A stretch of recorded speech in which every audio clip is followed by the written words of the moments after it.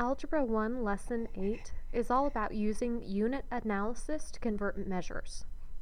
So the goal is to be able to convert a variety of units. Now I'm going to add some explanations of some pretty difficult ones that we looked at in class, so that hopefully you get a better understanding of some ways to go about them. Obviously there are many ways.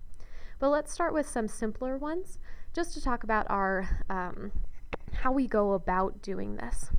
So a cheetah ran at a rate of 105,600 yards per hour. How fast did the cheetah run in miles per hour? Well, when we look at these type of problems, especially with rates, we're always going to put down what I have. So 105,600 yards, and I'm putting it in fraction form, so I'm going to put it over 1 hour. My goal is to get to a point where I have it equaling miles over 1 hour. Well, to get there, I'm going to have to get rid of these yards. And to do that, I use a unit multiplier. We know that 1,760 yards are in 1 mile. And to be able to cancel out the yards, I put them across the fraction so that I can cancel them out. Well, if I'm going yards to miles, I'm going to put it like this. And I'm going to show that 1 mile is the same as 1,760. What's nice about this is it's really truly just multiplying by 1, but we get to simplify some things. And we can take 105,600 and divide it by 1760. And I believe that comes out to be about 60 miles per hour. Okay, so a simpler problem like this, we just put it in fraction form with what we know, what we are able to use to convert it, and we get to our final answer. For this one, elephant can charge at speeds of about 25 miles per hour. How fast can it charge in feet per hour? Once again, we start with what we have, 25 miles for 1 hour, and we multiply by 1 mile for 5,280 feet. By doing this, I get rid of the miles that I no longer want, and I will end up with an answer in feet per hour. Okay, and you can multiply that out. Just 25 times 5,280. Always multiplying the numerators, multiplying the denominators, and then dividing if we need to on certain problems. Okay, let's look at some more challenging ones. A gym measures 8.5 meters by 14 meters. The owner bought mats to cover the floor. Each mat is 100 centimeters square. So what that's saying is we have squares that are 100 centimeters by 100 centimeters. If 95 mats were purchased, are there enough mats to cover the floor? That's what we're trying to figure out. Are there enough? Now there's many ways to go about this, but to show the unit conversion, I'm going to convert everything into centimeters squared so that we can compare the two numbers. So first of all, we need to know the area of the gym. That's going to be 8.5 by 14.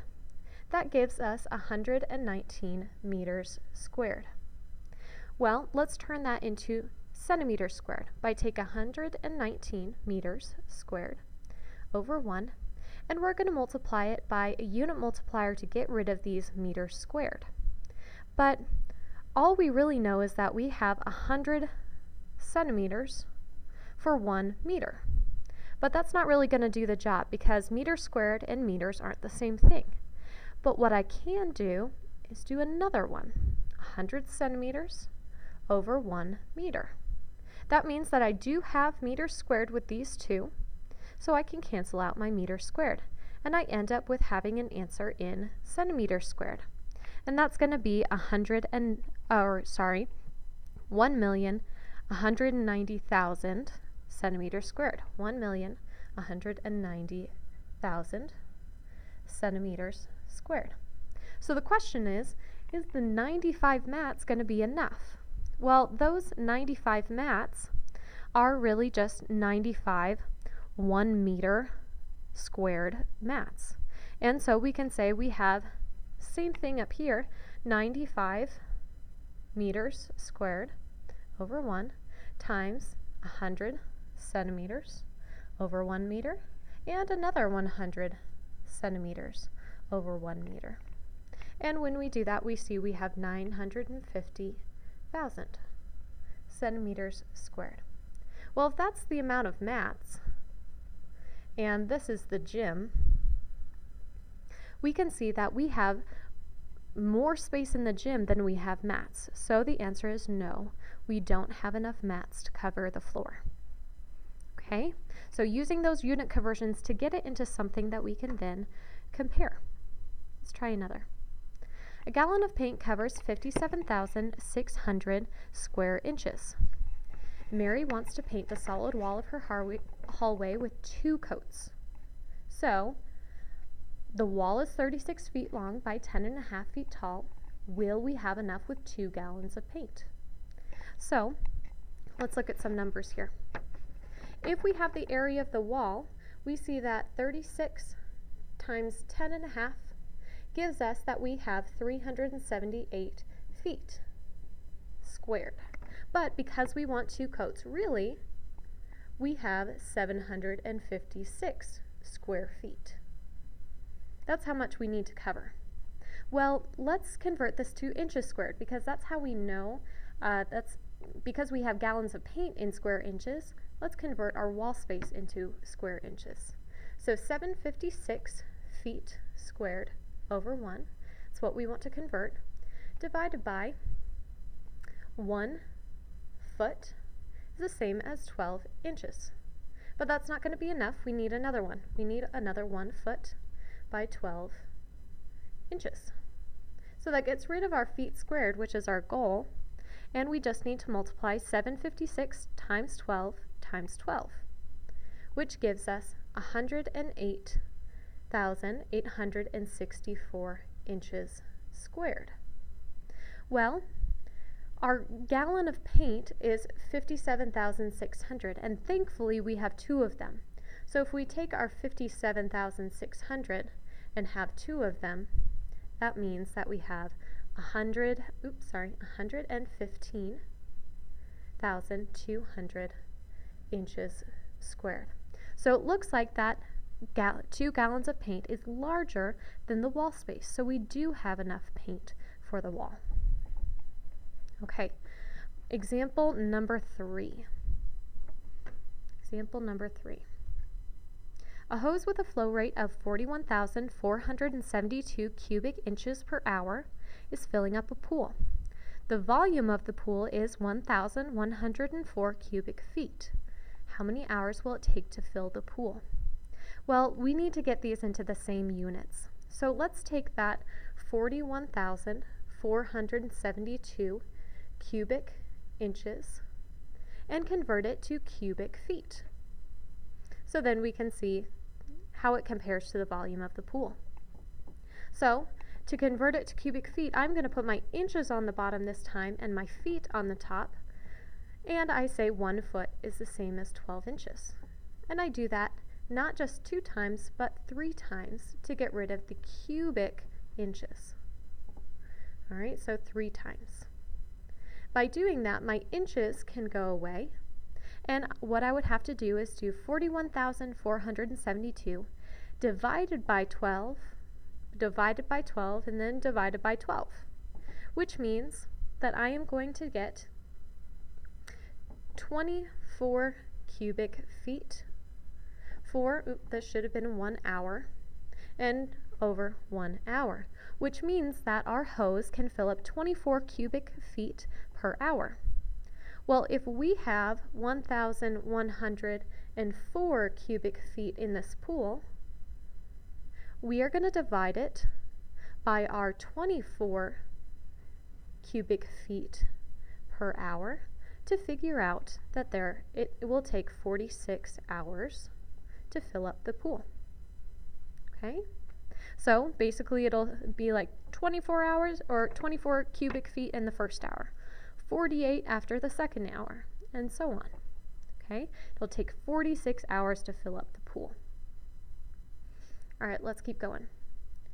A spray painting apparatus is designed to spray 1,000 cubic centimeters of paint per minute. How long would it take to empty a container that is 0.2 cubic meters?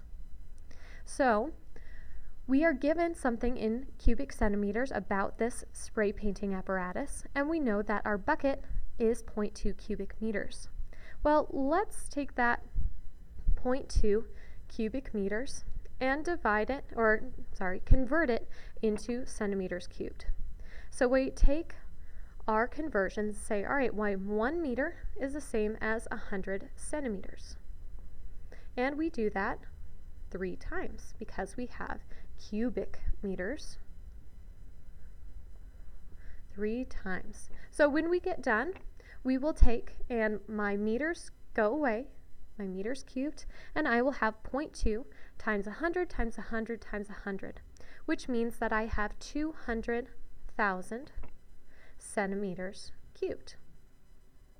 Well, if the spray painting apparatus can do 1,000 cubic centimeters per minute, that means I'm going to take this, say, all right, 1,000 cubic centimeters per minute.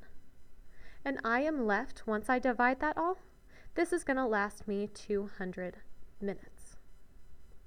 All right, 200 minutes. All right, let's do one last one, looking at some exchange rates. So, Jared and his family are going on vacation to Europe. He takes $225 with him. If the current exchange rate is €1 to $1.36, what is the value of Jared's $225 in euros? So we take that $225, what we want to convert, and we just say, all right, well, I know that I have a conversion rate of €1 to $1.36, which means that our dollars are going to get canceled out, which is good because we want our answer to be in euros. So when we do $225 divided by 1.36, we will end up with 165.44 euros. Okay, that's with a little bit of rounding. Okay, and one last conversion when we're looking at euros and things like that. Okay, pretty simple one, very similar to the last one. We have $300 in pounds though, and we want to figure out what it is, or $300, and we want to know what it is in British pounds. So we take our $300, what we have, we use a conversion, so we know that 1 pound is the same as $1.98. $1.98. So this gets rid of my dollars, and I just do 300 divided by 198, which ends up with 151.52 British pounds. Okay, those are all of the ones that we did in class as our activity. Some more challenging ones, but hopefully they make a little bit more sense now. I hope this is helpful for your studying and for your homework.